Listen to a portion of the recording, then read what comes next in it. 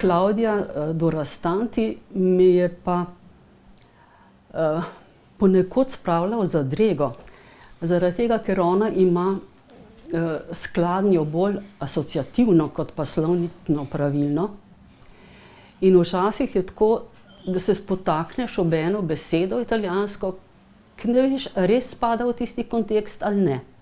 In potem greš pa pogledat, ker se pač spomniš, da je ona rojena v Brooklynu, da je vse počitnice hodila tja v Brooklyn k starim staršem, ne.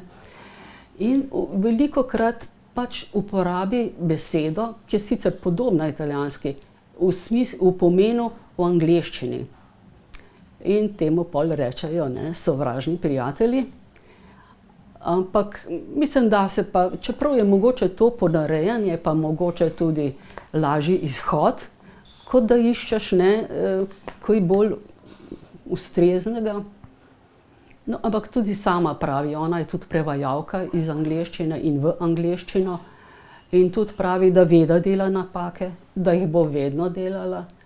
In da so besede, ki jih ne mara niti prevesti, preprosto zaradi tega, ker so se recimo v angleščini, o kateri ona govori, nanjo naložili taki subtilni pomeni, ki potem pri prevajanju enostavno ne moreš, bi moral na široko opisovati, zato pač najdeš nekakšen približek, ne.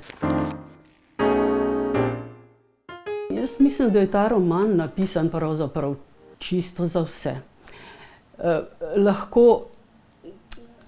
Lahko rečem, da je nekakšen spodbuden roman. Čeprav recimo jaz, ko sem prvič dobila italijansko knjigo v roke, ki ima tak rdečo podlago in tam je eno dekle naslonjeno z glavo na steno. Jaz sem v tistem videla čisti obup. Ampak jaz sem itak narejena bolj na mračne tone, ne, in zaradi tega sem to videla.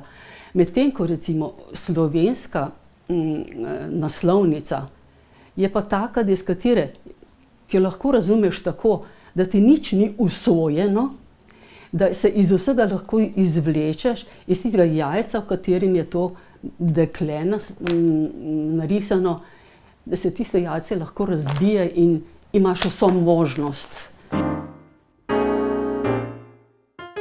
Živela sem v Primorju, se pravi bolj, zdaj se temu reče Obala, a ne.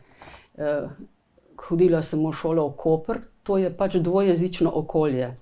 In smo imeli v šoli namesto srbohrvaščine, ki so se jo drugod učili, smo se mi učili italijanščino, ne.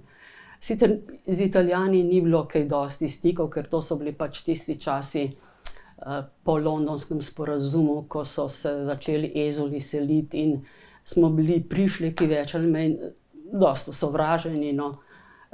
In ni bilo posebnih stikov. No, potem sem pa na fakulteti, mi je pa kolega enkrat rekel, a bi ti prevajala. Sem rekla, pa poskusimo. No, in sem najprej prevedla Alberta Tenentija, Občutje ljubezni in smrti v renesansi. No, in potem je to šlo naprej. Enkrat mi je ta dal kaj za prevesti, drugič drugi in mislim, večinoma sem pri teh besedilih več ali manj uživala.